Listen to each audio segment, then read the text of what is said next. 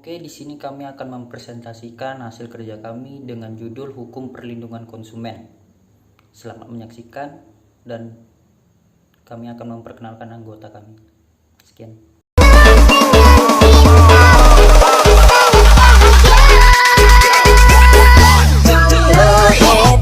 Memang pilihan hati, bukan karena tak mampu untuk cari kekasih. Jomblo happy, memang pilihan hati, biar ku bisa. Oke, agar tidak memperpanjang waktu, kami akan mempresentasikan hasil kerja kami. Oke, selamat menyaksikan. Konsumen dalam rancangan Undang-Undang Perlindungan Konsumen yang diajukan oleh Yayasan Lembaga Konsumen Indonesia, yaitu konsumen adalah pemakai barang atau jasa yang di dalamnya tersedia untuk masyarakat bagi kepentingan diri sendiri, keluarga, orang lain maupun pihak-pihak yang membutuhkan, dan tujuannya tidak untuk dijual kembali. Sedangkan menurut pasal 1 angka 2 Undang-Undang Nomor 8 Tahun 1999 tentang Perlindungan Konsumen, yaitu konsumen adalah setiap pemakai barang atau jasa yang tersedia di dalam masyarakat yang digunakan untuk kepentingan sendiri, keluarga, orang lain, maupun makhluk hidup yang membutuhkan dan tidak untuk diperdagangkan kembali.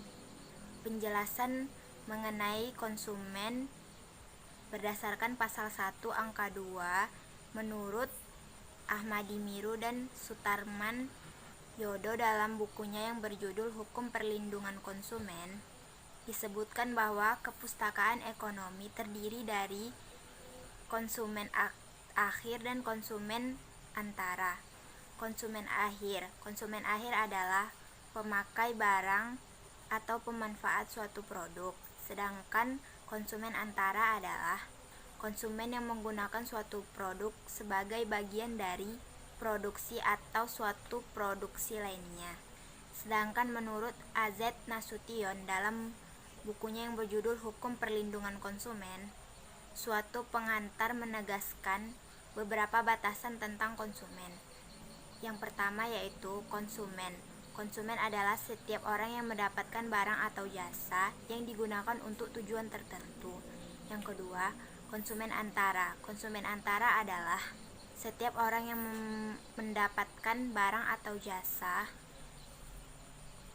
yang digunakan untuk membuat barang atau jasa lain atau diperdagangkan dengan tujuan komersial. Dan yang terakhir yaitu konsumen akhir. Konsumen akhir adalah orang yang alami yang mendapatkan barang atau jasa untuk tujuan memenuhi kebutuhan hidupnya, baik kebutuhan pribadi, keluarga, dan atau rumah tangga, dan tidak untuk diperdagangkan kembali atau non-komersial. Sedangkan menurut Hans W. Milkits, secara garis besar dapat dibedakan dalam dua tipe. Dua tipe konsumen tersebut yaitu yang pertama, konsumen yang terinformasi atau well-informed, yang memiliki ciri-ciri. Yang pertama, memiliki tingkat pendidikan tertentu. Yang kedua, memiliki sumber daya ekonomi yang cukup. Dan yang ketiga, mempunyai sumber daya ekonomi sehingga dapat berperan dalam ekonomi pasar bebas. Dan yang terakhir yaitu lancar berkomunikasi. Selanjutnya yaitu konsumen yang terinformasi, yang memiliki ciri-ciri. Yang pertama, kurang berpendidikan. Yang kedua, termasuk kategori ekonomi kelas bawah. Dan yang ketiga, tidak lancar dalam berkomunikasi. Hukum Perlindungan Konsumen. AZ Nasution dalam bukunya yang berjudul Hukum Perlindungan Konsumen Suatu Pengantar mengemukakan bahwa hukum konsumen adalah keseluruhan asas-asas dan kaidah-kaidah yang mengatur hubungan dan masalah penyediaan dan penggunaan produk, baik barang ataupun jasa, antara penyedia dan penggunanya dalam kehidupan bermasyarakat. Sedangkan hukum perlindungan konsumen merupakan bagian khusus dari hukum konsumen, yang mana keseluruhan asas-asas atau kaidah-kaidah yang mengatur dan melindungi konsumen antara penyedia dan penggunanya dalam kehidupan bermasyarakat. Perlindungan konsumen di Indonesia diatur dalam Undang-Undang Nomor 8 Tahun 1999 tentang Perlindungan Konsumen. Hukum perlindungan konsumen dalam tata hukum di Indonesia memiliki kedudukan yang sangat penting. Hal ini juga tidak lepas dari tingkat konsumsi masyarakat Indonesia yang cukup tinggi, yang menyebabkan hukum perlindungan konsumen sangat dibutuhkan.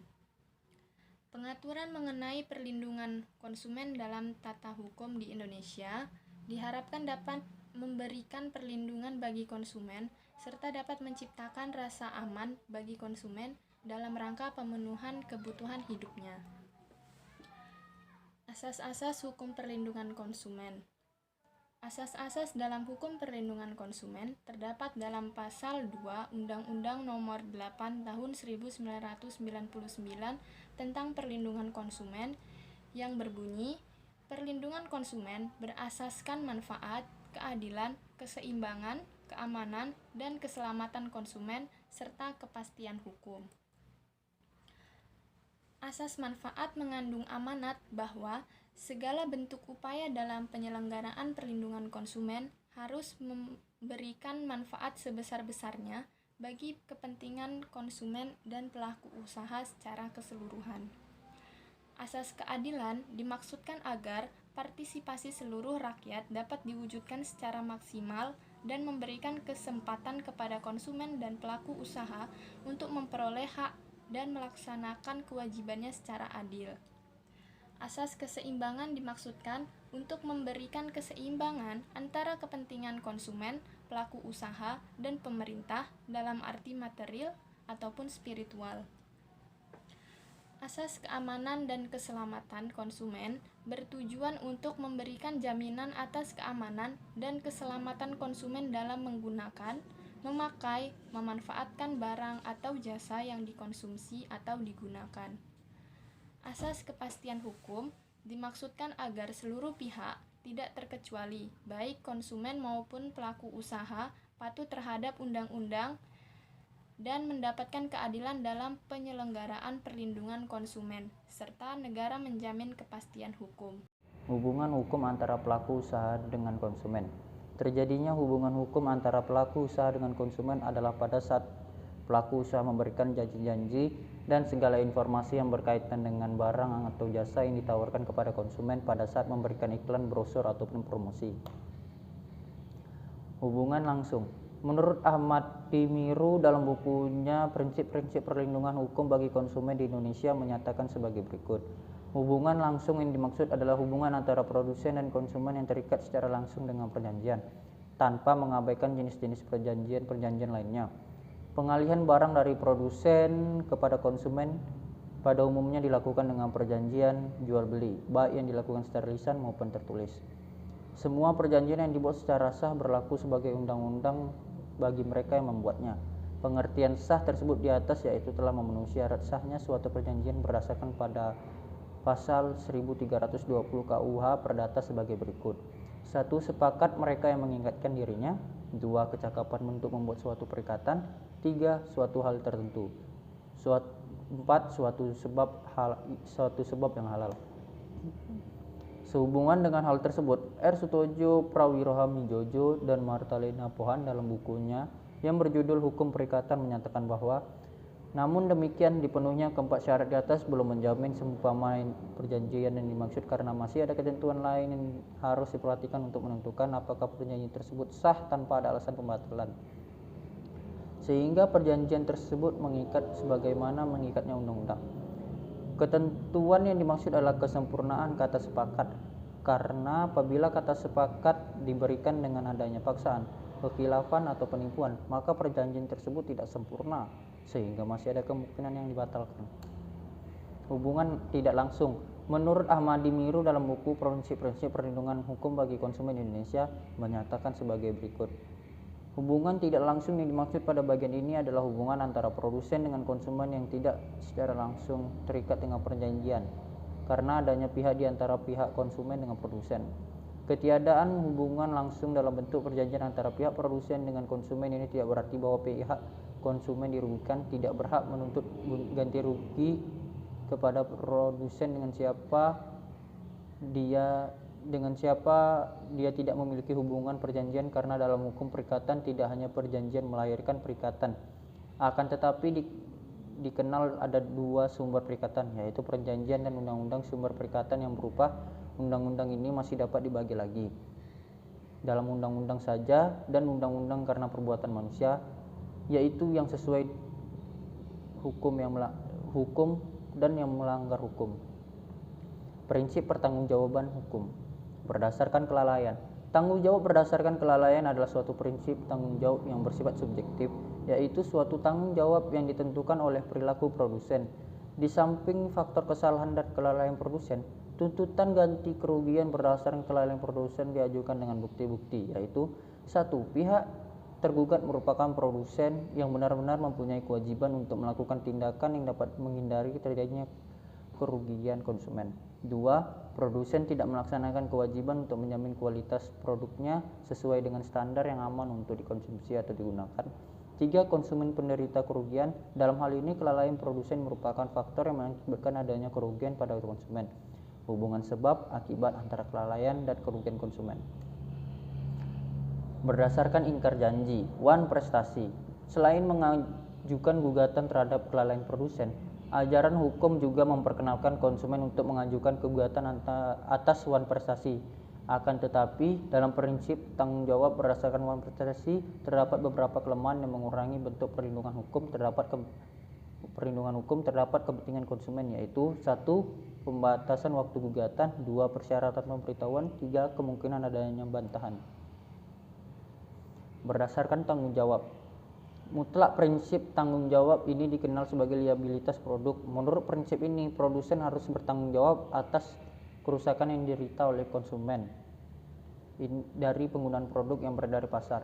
Tanggung jawab untuk pertanggungjawaban yang ketat, yaitu unsur kesalahan tidak harus ditunjukkan oleh penggugat sebagai dasar untuk kompensasi. Ketentuan lex spesialis untuk pelanggaran hukum umum. Pelamar hanya perlu membuktikan keberadaan perilaku produsen dan kerusakan yang ditimbulkan. Selanjutnya, pihak-pihak dalam pelaksanaan perlindungan konsumen. Pihak yang pertama yaitu konsumen. Konsumen adalah setiap orang pemakai barang dan atau jasa yang tersedia dalam masyarakat, baik bagi kepentingan diri sendiri, keluarga, orang lain maupun makhluk hidup lain, dan tidak untuk diperdagangkan.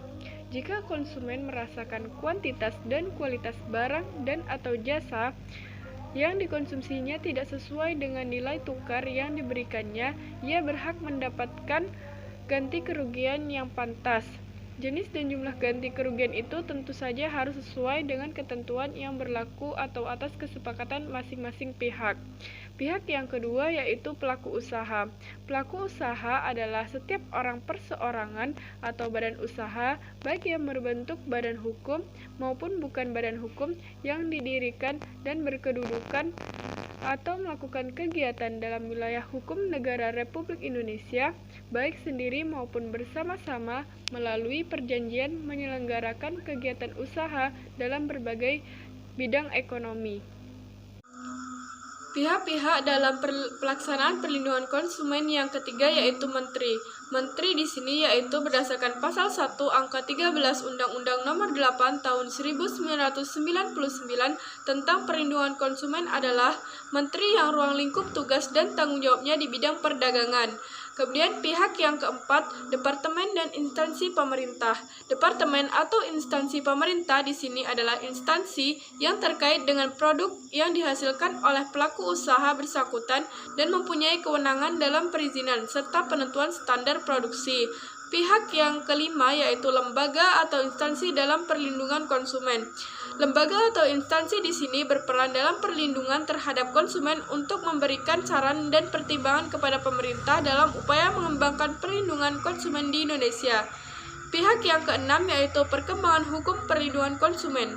Akibat dari perlindungan kepentingan industri pada negara berkembang termasuk Indonesia tersebut, maka ketentuan-ketentuan hukum yang bermaksud untuk memberikan perlindungan kepada konsumen atau anggota masyarakat kurang berfungsi karena tidak diterapkan secara ketat.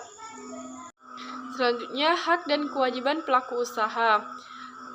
Hak pelaku usaha. Hak pelaku usaha yang pertama yaitu hak untuk menerima pembayaran yang sesuai dengan kesepakatan mengenai kondisi dan nilai tukar barang dan atau jasa yang diperdagangkan. Hak yang kedua, hak untuk mendapat perlindungan hukum dari tindakan konsumen yang beretikat tidak baik. Hak yang ketiga, hak untuk melakukan pembelaan diri sepatutnya di dalam penyelesaian hukum sengketa konsumen. Hak yang keempat, hak untuk rehabilitasi nama baik apabila terbukti secara hukum bahwa kerugian konsumen tidak diakibatkan oleh barang dan atau jasa yang diperdagangkan. Hak yang kelima, yaitu hak-hak yang diatur dalam ketentuan peraturan perundang-undangan lainnya. Kewajiban pelaku usaha. Kewajiban pelaku usaha ada 5. Yang pertama yaitu beritikat baik dalam melakukan kegiatan usahanya. Yang kedua, memberikan informasi yang benar, jelas, dan jujur mengenai kondisi dan jaminan barang dan atau jasa, serta memberikan penjelasan penggunaan, perbaikan, dan pemeliharaan. Kewajiban yang ketiga yaitu memperlakukan atau melayani konsumen secara benar dan jujur serta tidak diskriminasi. Kewajiban yang keempat yaitu menjamin mutu barang dan atau jasa yang diproduksi dan atau diperdagangkan berdasarkan ketentuan standar mutu barang dan atau jasa yang berlaku. Kewajiban yang kelima yaitu memberikan kesempatan kepada konsumen untuk menguji dan atau mencoba barang dan atau jasa tertentu serta memberi jaminan dan atau garansi atas barang yang dibuat dan atau yang diperdagangkan. Peraturan perundang-undangan tentang perlindungan konsumen. 1. Kitab Undang-Undang Hukum Perdata atau KUH Perdata. Kitab Undang-Undang Hukum Dagang atau KUHD yang merupakan produk peninggalan penjajah bangsa Belanda, tetapi telah menjadi pedoman dalam menyelesaikan kasus-kasus untuk melindungi konsumen yang mengalami kerugian atas cacat barang yang dibelinya. Meskipun KUH Perdata dan KUHD itu tidak mengenal istilah konsumen, tetapi di dalamnya dijumpai istilah pembeli, penyewa, tertanggung, atau penumpang, yang tidak membedakan apakah mereka sebagai konsumen akhir atau konsumen antara. 2. Undang-Undang Nomor 10 Tahun 1961 tentang penetapan peraturan pemerintah pengganti Undang-Undang Nomor 100 Tahun 1961 tentang barang. Penerbitan undang-undang ini dimaksudkan untuk menguasai dan mengatur barang-barang apapun yang diperdagangkan di Indonesia. 3. Peraturan Pemerintah Nomor 9 Tahun 1961 tentang Standar Industri. Peraturan pemerintah ini merupakan pelaksanaan dari Undang-Undang Nomor 10 Tahun 1961. Salah satu tujuan dari standar industrinya itu adalah meningkatkan mutu dan hasil industri. 4. Keputusan Menteri Perindustrian Nomor 81 MK SK 2 1974 tentang pengesahan standar, syarat-syarat analisis, dan syarat-syarat mutu bahan baku dan hasil industri. Pengertian perlindungan konsumen termaktub dalam pasal angka 1 Undang-Undang Nomor 1999 tentang perlindungan konsumen, menegaskan bahwa perlindungan konsumen adalah segala upaya yang menjamin adanya kepastian hukum untuk memberi perlindungan kepada konsumen. Rumusan pengertian perlindungan konsumen yang terdapat dalam pasal 1 angka 1 Undang-Undang Nomor 8 Tahun 1999 tentang perlindungan konsumen. Selanjutnya disebut Undang-Undang Perlindungan Konsumen atau UUPK. Ahmad Niru dan Sutar Manyodo menyebutkan bahwa kalimat yang menyatakan bahwa segala upaya yang menjamin adanya kepastian hukum diharapkan sebagai benteng untuk meniadakan tindakan sewenang-wenangnya yang merugikan pelaku usaha hanya demi untuk perlindungan konsumen. Meskipun undang-undang ini disebut sebagai Undang-Undang Perlindungan Konsumen UUPK, namun bukan berarti kepentingan pelaku usaha tidak ikut menjadi perhatian. Teristimewa karena keberadaan perekonomian nasional banyak ditentukan oleh pelaku usaha. Asas-asas dalam perlindungan konsumen. Dalam pasal 2 Undang-Undang Nomor 8 Tahun 1999 tentang perlindungan konsumen, yaitu perlindungan konsumen berasaskan manfaat, keadilan, keseimbangan, keamanan, dan keselamatan konsumen, serta kepastian hukum.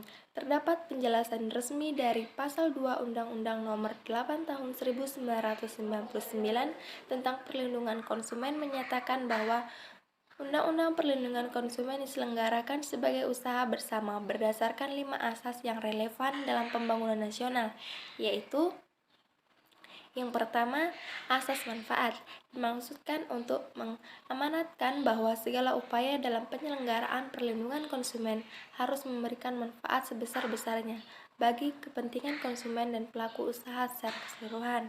Kedua, asas keadilan dimaksudkan agar partisipasi seluruh rakyat dapat diwujudkan secara maksimal dan memberikan kesempatan kepada konsumen dan pelaku usaha untuk memperoleh haknya dan melaksanakan kewajibannya secara adil. Ketiga, asas keseimbangan dimaksudkan untuk memberikan keseimbangan antara kepentingan konsumen, pelaku usaha, dan pemerintah dalam arti material ataupun spiritual. Yang keempat, asas keamanan dan keselamatan konsumen dimaksudkan untuk memberikan jaminan atas keselamatan dan keamanan kepada konsumen dalam penggunaan, pemakaian, pemanfaatan barang atau jasa yang dikonsumsi atau digunakan. Yang kelima, asas kepastian hukum dimaksudkan agar baik pelaku usaha maupun konsumen menaati hukum dan memperoleh keadilan dalam penyelenggaraan perlindungan konsumen, serta negara menjamin kepastian hukum. Tujuan perlindungan hukum pasal 3 Undang-Undang Nomor 8 Tahun 1999 Perlindungan konsumen bertujuan yaitu 1. Meningkatkan kesadaran, kemampuan, dan kemandirian konsumen untuk melindungi diri. 2. Mengangkat harkat dan martabat konsumen dengan cara menghindarkannya dari akses negatif pemakaian barang atau jasa. 3. Meningkatkan pemberdayaan konsumen dalam memilih, menentukan, dan menuntut hak-hak sebagai konsumen. 4. Menciptakan sistem perlindungan konsumen yang mengandung unsur kepastian hukum dan keterbukaan informasi serta akses untuk mendapatkan informasi. Yang kelima, menumbuhkan kesadaran pelaku usaha mengenai pentingnya perlindungan konsumen sehingga tumbuh sikap yang jujur dan bertanggung jawab dalam berusaha. Keenam, meningkatkan kualitas yang menjamin kelangsungan usaha produksi barang atau jasa, kesehatan dan kenyamanan, keamanan dan keselamatan konsumen. Hak dan kewajiban konsumen. Hak konsumen sebagaimana yang tertuang dalam pasal 4 Undang-Undang Nomor 8 Tahun 1999 tentang perlindungan konsumen adalah sebagai berikut. A. Hak atas kenyamanan, keamanan, keselamatan dalam mengkonsumsi barang dan atau jasa. B. Hak untuk memilih barang dan atau jasa serta mendapatkan barang dan atau jasa tersebut sesuai dengan nilai tukar dan kondisi serta jaminan yang dijanjikan. C. Hak atas informasi yang benar, jelas, dan jujur mengenai kondisi dan jaminan barang dan atau jasa. D. Hak untuk didengar pendapat dan keluhannya atas barang dan atau jasa yang digunakan. E. Hak untuk mendapatkan advokasi, perlindungan, dan upaya penyelesaian sengketa perlindungan konsumen secara patut. F. Hak untuk mendapat pembinaan dan pendidikan konsumen. G. Hak untuk diperlakukan atau dilayani secara benar dan jujur serta tidak diskriminatif. H. Hak untuk mendapatkan kompensasi ganti rugi dan atau penggantian apabila barang dan atau jasa yang diterima tidak sesuai dengan perjanjian atau tidak sebagaimana mestinya. I. Hak-hak yang diatur dalam ketentuan peraturan perundang-undangan lainnya. Selanjutnya, pasal 15 Undang-Undang Nomor 8 Tahun 1999 tentang perlindungan konsumen.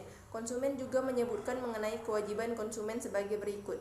A. Membaca atau mengikuti petunjuk informasi dan prosedur pemakaian atau pemanfaatan barang dan atau jasa demi keamanan dan keselamatan. B. Beritikat baik dalam melakukan transaksi pembelian barang dan atau jasa. C. Membayar sesuai dengan nilai tukar yang disepakati. D. Mengikuti upaya penyelesaian hukum sengketa perlindungan konsumen secara patut. Sekian dari kelompok kami. Wabillahi taufiq wal hidayah. Wassalamualaikum warahmatullahi wabarakatuh. Terima kasih.